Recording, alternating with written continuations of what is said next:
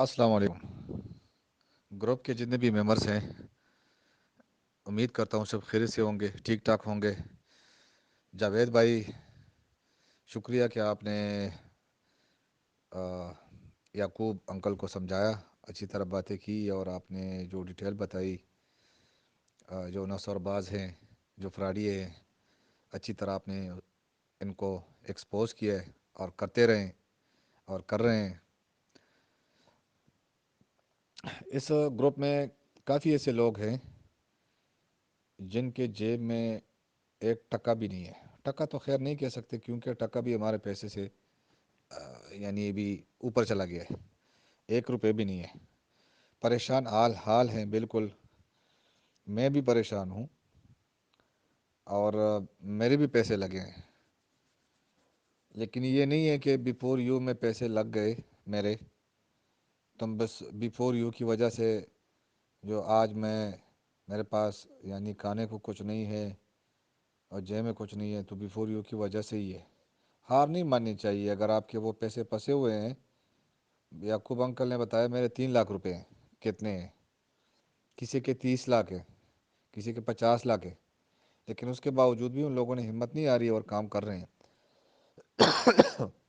देखो, महंगाई है।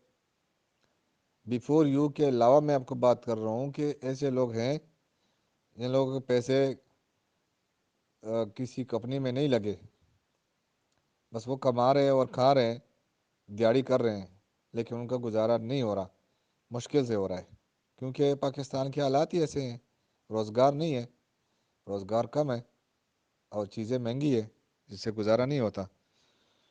तो ये कोई सलूशन नहीं है इस बात का, इस मसले का, कि अपनी ज़िंदगी ख़त्म कर दी जाए।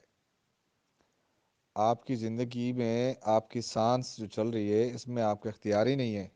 आप हकदार ही नहीं है इसको ख़त्म करने के। ये तो अल्लाह की अमानत है आपके पास, अल्लाह ने आपको दी है। अल्लाह ने जान दी है, सांस दी है, सांस चला रहा है, वो ही लेगा। अगर आप इसको छीनने की कोशिश करेंगे तो ये आपने, क्योंकि इसके लिए कुरान में भी बड़ी वईद आई है, इस पे सख्ती से जोर दिया गया है। खुदकुशी हराम है और उनका ठिकाना जहन्नम है। और जहन्नम में ये इसको ज़िंदा कर दिया जाएगा और फिर मार दिया जाएगा, और ये ऐसा सिलसिला चलता रहेगा। क्योंकि ये आप अल्लाह के साथ दुश्मनी कर रहे हैं, आप टक्कर ले रहे हैं। जो पैदा करने वाला है उससे आप टक्कर नहीं ले सकते, क्योंकि उसने आपको पैदा किया है। अब आप उसी से टक्कर ले रहे हैं, तो ये बिल्कुल गलत है। इसलिए, क्योंकि कोई आपको मारता ही नहीं है, आप खुद ही अपने आप को मारते हैं, लेकिन फिर भी इसके लिए सज़ा इतनी सख्त है। और जिसको दूसरा बंदा मारता है, उसमें फिर भी बीच का ऑप्शन है कि अगर वो मिसाल कसास पे बात होती है या कुछ हदिया उसको दिया जाता है, उसको माफ़ कर दिया जाता है, बख्श दिया जाता है, तो सुलह हो जाती है, वो बंदा तौबा कर लेता है, यानी उसके गुनाह धुल जाते हैं। लेकिन ये इस तरह अपने आप को ख़त्म करने का जो ये आप कह रहे हैं, इसके लिए कोई माफ़ी नहीं है। क्योंकि आपने वो जो अमानत थी आपके पास अल्लाह की तरफ से, आपने उसमें ख़यानत की है। उसको माफ़ करने वाला अल्लाह ही है। लेकिन अल्लाह ने आपको बार बार समझाया है, बताया है। अगर एक बंदे को पता नहीं होता तो चलो ठीक है, लेकिन आपको बार बार समझाया जा रहा है। और फिर जब आप ये कदम उठाएंगे, तो सऊदीया में आपने देखा होगा, मेरे कोई दोस्त हैं इसमें सऊदीया वाले, तो उनको पता होगा कि सऊदीया ये अरब ममालिक में ये चीज़ें नहीं है, ये सुसाइड करने वाली। वरना वहाँ के उलमा ने तो यहाँ तक इस पे फतवा दिया है कि जो खुदकुशी करता है उसका जनाजा ना पढ़ा जाए, क्योंकि वो जहन्नमी है। इस दुनिया में उस पे ये बिल्कुल यानी उस पे ये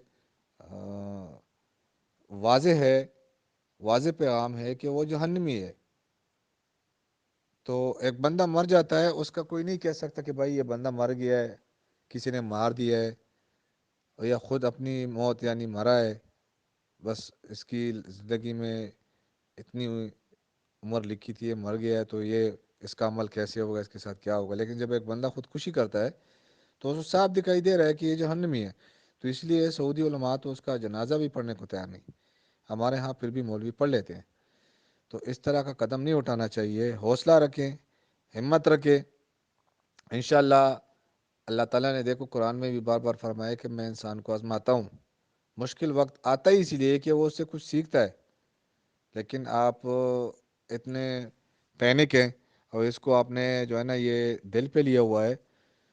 تو یہاں تک کہ آپ نے یہ ورڈ جو یوز کیا، یہ جو الفاظ آپ نے استعمال کیے ہیں خودکشی والے، اس پہ توبہ کرے اور استخارہ کرے اور رات کو تہجد کے لیے اٹھیں.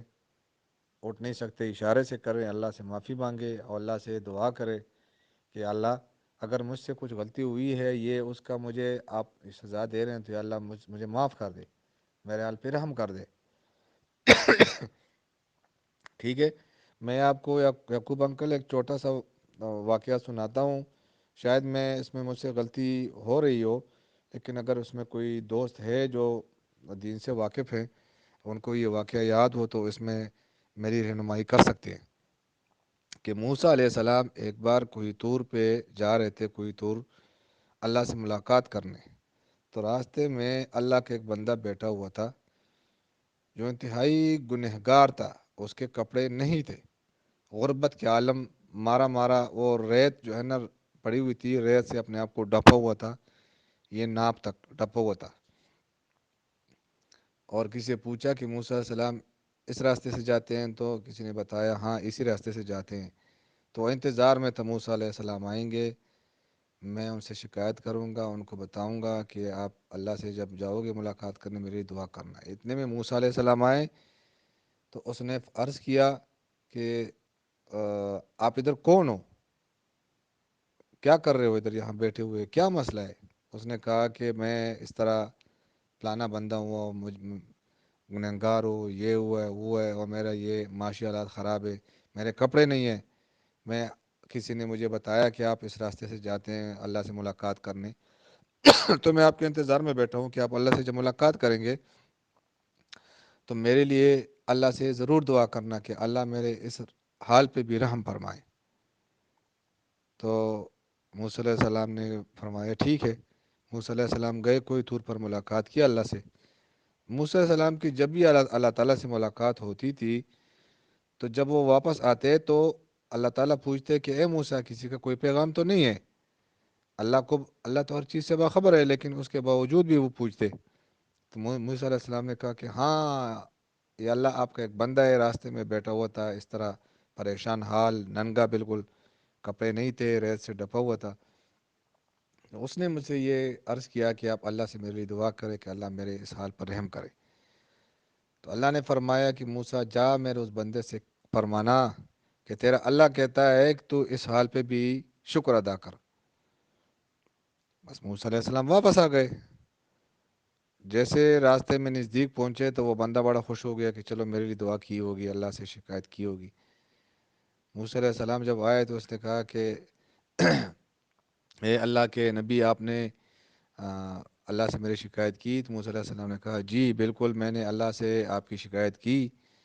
تو اللہ نے مجھے فرمایا کہ آپ میرے اس بندے سے، اللہ نے ارشاد فرمایا کہ اللہ کہ جاؤ میرے موسیٰ اس بندے سے کہنا کہ اپنے اس حال پہ بھی شکر ادا کرے. تو وہ غصہ ہو گیا، اس حال پہ بھی شکر ادا کروں، اس سے بھی میں بدتر ہوں گا، اس پہ کیسے شکر ادا کروں، میرے کپڑے نہیں ہیں، آپ کہتے ہیں کہ اللہ کہتے ہیں اس پہ بھی شکر. تو اللہ نے ہوا کو حکم دیا، ہوا آئی اور وہ ریت بھی اسے دور لے گیا بالکل، یعنی اس کی شرمگاہ سب کچھ سب کے سامنے نظر آنے لگی. تو دیکھو شکر ادا کرنا چاہیے ہر حال میں. مایوسی کفر ہے، مایوس نہیں ہونا. مسلمان کے لیے تو مایوسی جائز ہی نہیں ہے.